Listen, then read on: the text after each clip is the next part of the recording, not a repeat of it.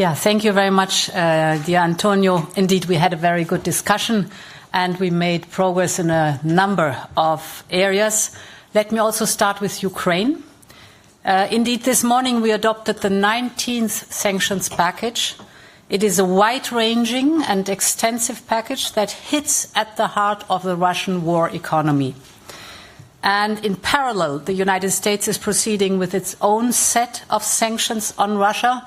So these are two very welcomed moves at the same time. Because, of course, together with our partners and allies, we have a greater impact. And we will keep up pressure on Russia for as long as it takes, just as we've always said that we will stand by Ukraine for as long as it takes to secure an end to the killing and a just and lasting peace. This was also today our message to President Zelensky. We had a good discussion on the reparations loan to be financed with the immobilized Russian assets, and it allowed us to identify points we still need to clarify, and then indeed we will come back with the different options that we will develop.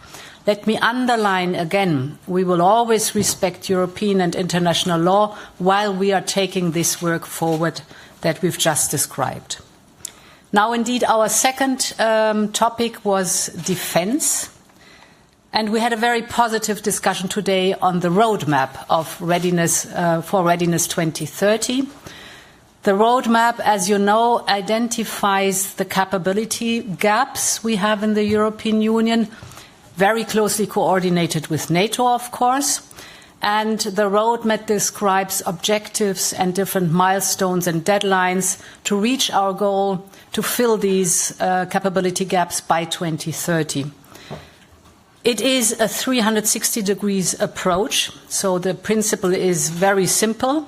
Our security is about protecting our borders. Today it is in the east, but tomorrow it might be in the south. So it is started as a real 360-degree approach.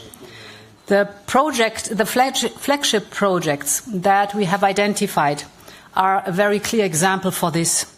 They are pan-European, they are cross-cutting in nature, and of course they can be projects of common European interest. You mentioned the Drone Alliance, or for example the Eastern Flank Watch, but also the space defense or the air shield, the European air shield, are typical examples.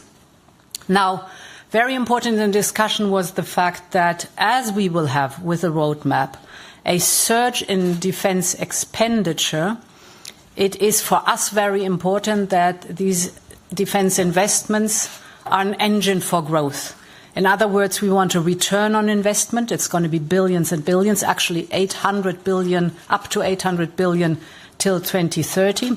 And we want a very clear return on investment by creating jobs here in the European Union and having research and development here in the European Union. So Europe must be responsible for its own defense as a strong transatlantic security and fully aligned with NATO. Moving on to competitiveness and the clean transition. Globally, the clean transition is now full in swing. Clean tech markets around the world are booming. If you look at some figures, the global market for batteries, for example, is expected to double in size over the next 5 years. The global market for wind turbines continues to rise by over 10% every year. And if you look at the developing economies across Asia, Africa, and Latin America, last year the sales of electric cars have risen by 60%. So this is not only good news for the climate, it is also a great economic opportunity. And the discussion was among us whether we want to reap the benefits of this global clean tech boom or just let others profit from it. And of course, the answer is very clear. We are going all into this competition. And there were 3 points that we emphasized in this discussion. The first is we must support more clean products that are made in Europe. This gives us also independence. So we will introduce a Made in Europe criterion for public procurement in some strategic sectors. Overall, if you look at public procurement, it's round about 14% of the European GDP, so an enormous firepower, financial firepower, that is potentially in the hands of governments. The second point is that we must ensure that new foreign investments in our industry are truly in our interest. They must result in jobs and technology transfer here in the European Union. And the third point, that we will step up targeted support for key industries, for example, cars or battery manufacturing. You know that we are working on a battery booster to support production in Europe, or that we are with a new set of initiatives for the automotive sector, working on pushing the automotive sector and developing the cars of the future. And this also includes a new simplification omnibus. Now, we also discussed the climate targets. We are on track for the climate target by 2030. And we have, of course, all agreed a clear target of climate neutrality by 2050. Now, what we have discussed is the interim step 2040 that is ahead of us. We have proposed a 90% target and introduced new flexibilities. And today we saw support for an ambitious and pragmatic approach at the same time.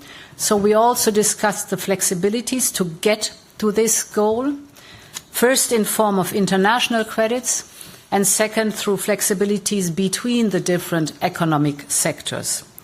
So in short, more flexibility on how to reach the target, but to have a pragmatic and ambitious target at the same time. And finally, housing. I'm very grateful to Antonio for putting the crucial issue of housing on our agenda. Thank you very much for that, because housing is and will remain a national competence, but some of the challenges would, of course, benefit from a coordinated European approach. And therefore, still this year, I will put forward a European affordable housing plan.